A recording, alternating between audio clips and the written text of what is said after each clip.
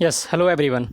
सो हम जो है अपना नाउन का कुछ पार्ट कर रहे थे। एक्चुअली हम नाउन के कुछ रूल्स डिस्कस कर रहे थे। उस सीरीज़ को हम आगे बढ़ाएंगे। अगर आपने पहले वाले पार्ट्स नहीं देखे हैं या आपने पहले वाले रूल्स नहीं समझे हैं अभी नाउन के, तो आप डिस्क्रिप्शन में लिंक दिया हुआ है, वहाँ से आप पहले वाले सारे पार्ट्स, सारे रूल्स समझ सकते हैं। आज हमें करना है रूल नंबर 7, क्योंकि हमने प्रीवियस लेक्चर के अंदर रूल नंबर 6 तक कंप्लीट कर लिए थे। स्टार्ट करते हैं। रूल नंबर 7 हमारा नाउन क्या कहना चाहता है आपसे। देखिए, कुछ नाउन्स का प्रयोग बोलचाल की भाषा में करते हैं, लेकिन वाक्य में उनका प्रयोग करना बिल्कुल गलत होता है। इसका मतलब ये है कि कुछ ऐसे वर्ड्स होते हैं नाउन के जिनका यूज़ आप नॉर्मल लैंग्वेज के अंदर या आप कह सकते हैं कन्वर्सेशनल इंग्लिश के अंदर तो आप कर सकते हैं, बट आप जब उसे लिखते हैं तो आपको वो ग्रामेटिकली रॉन्ग माना जाता है। जैसे आपने बोला कज़न ब्रदर, तो ये वर्ड गलत है, क्योंकि सोचिए आप, अगर मैं आपको इसका टिपिकल मीनिंग बताऊं हिंदी में, तो कज़न का मतलब होता क्या है? कज़न का मतलब होता है चचेरा भाई या चचेरी बहन। कज़न का मतलब यही होता है, चचेरा भाई या चचेरी बहन। ठीक है। सो अगर इसका मतलब ये होता है, तो आप इसके पीछे अगर ब्रदर लगा देंगे तो क्या बन जाएगा? चचेरा भाई भाई। या फिर कज़न सिस्टर लगा देंगे तो क्या बन जाएगा? चचेरी बहन बहन। सो बेसिकली ये आप जब कज़न के साथ ब्रदर या सिस्टर इस्तेमाल करते हैं तो बन जाता है सुपरफ्लुअस। सुपरफ्लुअस इंग्लिश में एक वर्ड होता है जिसका मतलब होता है मोर देन रिक्वायर्ड, यानी इस चीज़ की रिक्वायरमेंट नहीं है। आपको अगर बोलना है कि ये मेरा चचेरा भाई है, तो आप बस कज़न बोलेंगे, ही इज़ माई कज़न। आपने ही लगा दिया, इट इज़ ऑब्वियस कि वो ब्रदर होगा आपका, he is my cousin brother. ऐसे ही अगर आपको बोलना है कि वो आपकी कज़न सिस्टर है, तो आप सिर्फ कज़न बोलेंगे। आप बोल सकते हैं she is my cousin, she is my cousin, और शी लगा दिया तो ऑब्वियस है कि वो गर्ल है, यानी वो सिस्टर है आपकी। तो आपको याद रखना है, कज़न ब्रदर और कज़न सिस्टर का इस्तेमाल आप नहीं करेंगे, आपको सिर्फ कज़न का इस्तेमाल करना होता है। ऐसे ही एक और वर्ड है पिक पॉकेटर। पिक पॉकेटर आप बोलते हैं किसके लिए? जेब कतरे के लिए, बट ये कोई वर्ड नहीं है। पिक पॉकेटर कोई वर्ड नहीं होता है, पिक पॉकेट होता है वर्ड, जिसका मतलब होता है जेब कतरा। जो जेब का मतलब जेब काट ले या चोरी करे आपके पॉकेट से, तो उसे बोलते हैं pick pocket. Not a pick pocketer, it is pick pocket. I hope समझ में आया होगा आपको। अगर हम देखें तो यहाँ लिखा है अगला वर्ड गुड नेम। जैसे बहुत कॉमन यूज़ करते हैं, what is your good name. Even teacher school में बच्चों से पूछते हैं what is your good name.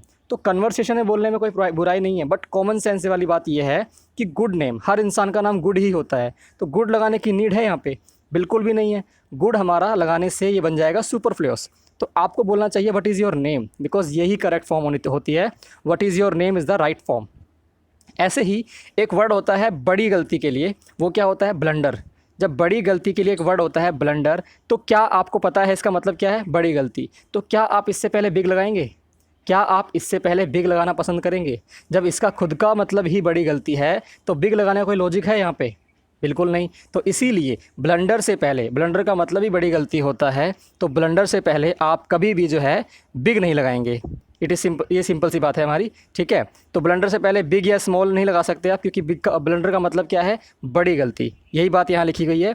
Blunder का अर्थ होता है भूल, अतः बिग का प्रयोग गलत है। हम आगे देखते हैं। अगर हम आगे बात करें स्ट्रॉन्ग ब्रीज़। देखिए, ब्रीज़ क्या होता है? जब हवा बहती है, ठीक है, तो वो अगर मंद बह रही है, मतलब मंद का मतलब है स्लो बह रही है, तो आप यूज़ करते हैं ब्रीज़। ठीक है, आपने इस जियोग्राफी में पढ़ा होगा, ब्रीज़ बोलते हैं हम उसे। कभी भी ब्रीज़ जो है वो तेज़ नहीं बहती है, उसे बोलते हैं मंद हवा। जब वो मंद है तो क्या उससे पहले स्ट्रॉन्ग लगाना सही होगा? बिल्कुल नहीं। तो आप बोल सकते हैं या तो स्ट्रॉन्ग विंड, क्योंकि विंड जो है आपकी स्ट्रॉन्ग हो सकती है, बट ब्रीज़ क्या होती है? हमेशा ही लाइट या जेंटल होती है। यानी अगर आपको ब्रीज़ से पहले कुछ लगाना भी है तो आप लाइट या जेंटल लगा सकते हैं, बट स्ट्रॉन्ग लगाना इज़ इलॉजिकल। अगला है ड्रीम। देखिए, बैड ड्रीम कोई वर्ड नहीं होता है जिसको मतलब जिसकी वोकैबुलरी बहुत स्ट्रॉन्ग नहीं है, तो वो बैड ड्रीम यूज़ करता है अपनी लैंग्वेज के अंदर, but it is not a word. इसके लिए एक स्पेशल वर्ड है इंग्लिश में, वो होता है नाइटमेयर। जब एक स्पेशल वर्ड अवेलेबल है इंग्लिश में, तो आपको वो वर्ड यूज़ करना चाहिए, ना कि बैड ड्रीम। जैसे आप बोलते हैं हेडेक। जब आप हेडेक बोलते हैं, यानी सिर दर्द के लिए एक स्पेशल वर्ड है। ठीक है, आप ये नहीं बोलेंगे there is a pen in my head, वो बोलना भी गलत हो जाएगा। जब जिस चीज़ के लिए स्पेशल वर्ड इंग्लिश में अवेलेबल है, तो आपको वही इस्तेमाल करना चाहिए। हम आगे देखते हैं। देखिए, जैसे कुछ यहाँ पे वर्ड लिखे हुए हैं फ्लोर और ग्राउंड। देखिए, कहने का मतलब क्या है? अगर आपके घर में स्नैक है, तो आप ये नहीं बोलेंगे there is a snake in the ground in my room. Actually आप बोलेंगे there is a snake on the floor in my room. यानी फ्लोर यूज़ करते हैं रूम के लिए। क्लोज्ड जो अपार्टमेंट्स होते हैं, क्लोज्ड एरिया के लिए हम फ्लोर यूज़ करते हैं, ओपन स्पेस के लिए हम ग्राउंड यूज़ करते हैं। आगे है स्किल और टैलेंट। आपको पता होगा, स्किल जो होता है वो आप सीखते हैं अपनी लाइफ में, लेकिन टैलेंट आपको इनबॉर्न मिलता है, मतलब वो पैदाइशी होता है। ठीक है, तो ये आपका दोनों में बेसिक डिफरेंस था। अगर हम आगे वाले कुछ रूल्स डिस्कस करें तो हमारे सामने एक वर्ड और है, दैट इज़ एनवे। ठीक है, एनवे का मतलब क्या होता है? देखिए, एनवे और जेलसी दो वर्ड हैं जो कि बहुत सिमिलर हैं। अगर आपको दूसरों की चीज़ को देखकर मन करता है कि ये चीज़ मेरे पास होनी चाहिए थी, मतलब आपके पास वो है नहीं अभी, तो उसे बोलेंगे एनवे। लेकिन अगर आपके पास कोई चीज़ है जिसे खोने का आपको डर है कि सामने वाला इसे चुरा लेगा या मुझसे छीन लेगा, तो उसे बोलते हैं जेलसी। ओके, सो ये आपका सिंपल सा वर्ड था। जेलसी और एनवे में डिफरेंस क्या है? ये चीज़ आपके पास है लेकिन आपको खोने का डर है, तो जेलसी। जो चीज़ आपके पास नहीं है बट आप उसे पाना चाहते हैं, उसे बोलते हैं एनवे। हम आगे देखते हैं, रूल नंबर 8 की हम बात करते हैं। हमें आज रूल नंबर 8 तक डिस्कस करना है। कुछ नाउन जो अर्थ में प्लूरल होते हैं लेकिन इनके पूर्व किसी निश्चित संख्यात्मक विशेषण का प्रयोग किया जाता है। बेसिकली कहने का मतलब क्या है, देखिए ध्यान से। Pair, score, gross, stone, 100, dozen, ये वो वर्ड्स हैं जिनका यूज़ करते हैं आप क्वांटिटी दिखाने के लिए। जैसे आपने बोला डज़न ऑफ बनानाज, आपने जो है डज़न्स ऑफ बनानाज, आपने जो है डज़न यूज़ किया क्योंकि डज़न का मतलब क्या होता है? 12 होता है। स्कोर का मतलब क्या होता है? 20 होता है। पेयर का मतलब क्या होता है? 2 होता है। तो ये ऐसे वर्ड्स हैं जो क्वांटिटी दिखाते हैं बट ग्रुप्ड क्वांटिटी दिखाते हैं। ग्रुप्ड का मतलब क्या हुआ? एक नंबर शो करते हैं ये। तो इनके आगे क्या लगाते हो आप? हमेशा इनके आगे जो है हमेशा आप कुछ वर्ड लगा सकते हो जो इनकी क्वांटिटी को बढ़ा दें। जैसे आपने बोला I have 2 pairs of shoes, I have 2 pairs of shoes. आपके पास कितने पेयर्स हैं शूज़ के? 2, तो आपने इनसे पहले 2 लगा दिया। आई हैव 200 रुपीज़ नोट, तो आपने इससे पहले 2 लगा दिया। शी परचेज 3 डज़न पेंसिल्स, तो यहाँ 3 लगा दिया। तो बेसिकली कहने का मतलब क्या है कि आप इनको प्लुरलाइज नहीं कर सकते, आप इनको कन्वर्ट करके इनके अंदर एस या ई एस लगा के जो है इनको प्लुरलाइज नहीं कर सकते। अगर आप चाहते हैं इन्हें प्लुरल बनाना तो इनसे पहले क्या लगाएंगे आपको क्वांटिटी लिखनी पड़ेगी, 1 2 3 लाइक दैट। सो ये आपका तरीका होगा इन्हें प्लुरल बनाने का।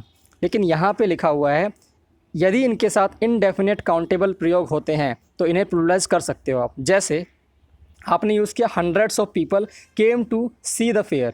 अब आपने यहाँ पे कोई नंबर यूज़ नहीं किया, आपने क्या किया? आपने जो है इसको एक फ्रेज़ की तरह बना दिया, हज़ारों लोग, या हम कह सकते हैं यहाँ पे सैकड़ों लोग जो है वो फेयर देखने आए थे। ठीक है, तो बेसिकली इसे हम बोलेंगे आपने जो है इस नंबर से पहले क्या एस लगा दिया, एस आई एस लगा दिया, और एस आई एस लगाने से आप यहाँ पे ये रॉन्ग नहीं होगा बिकॉज आपने इसके बाद क्या यूज़ किया है? इसके बाद आपने यूज़ किया है प्लूरल काउंटेबल नाउन। क्या यूज़ किया है आपने? प्लूरल काउंटेबल नाउन यूज़ किया है। ऐसे ही डोनेटेड मिलियंस ऑफ रुपीज़। अब यहाँ पे क्वांटिटी नहीं पता आपको, जब क्वांटिटी ना पता हो तो आप इन्हें प्लुरलाइज कर सकते हैं। यहाँ पे यही बताया गया था आपको कि अगर इनडेफिनेट काउंटेबल है यानी आप उसे काउंट नहीं कर पा रहे हैं, क्वांटिटी आपको एग्जैक्ट नहीं पता है, तो इन्हें प्लुरलाइज कर सकते हैं। तो ये आपके आज के 2 रूल थे। एक 9th रूल और डिस्कस कर लेते हैं हम लोग। यहाँ बताया गया है आपको क्या, यदि किसी भी नाउन के बाद प्रीपोजिशन का प्रयोग हो तो फिर वह नाउन रिपीट हो तो वह नाउन सिंगुलर फॉर्म में आता है। यानी बेसिकली ये समझ लीजिए आप कि अगर प्रीपोजिशन आती है, मान लो यहाँ प्रीपोजिशन है, तो इससे पहले भी नाउन आया है, इसके बाद भी नाउन आया है, तो ये भी सिंगुलर होना चाहिए, ये भी सिंगुलर होना चाहिए। ये है सिंपल सा रूल हमारा। अगर हम देखें ध्यान से तो आप देखेंगे कि टाउन आफ्टर टाउन लिखा है यहाँ पे, आपका ये सही है क्योंकि आपने टाउन यूज़ किया है। लेकिन अगर आप यहाँ यूज़ करते टाउन्स आफ्टर टाउन्स, मतलब आप एस लगा देते, तो वो गलत हो जाता। तो आपको याद ये रखना है कि प्रीपोजिशन से पहले आने वाला नाउन और प्रीपोजिशन के बाद आने वाला नाउन दोनों ही आपके सिंगुलर फॉर्म में आएंगे, प्लूरल में नहीं आ सकते हैं। आई होप आपको आज का लेक्चर समझ में आया होगा। Okay, thank you so much for being here.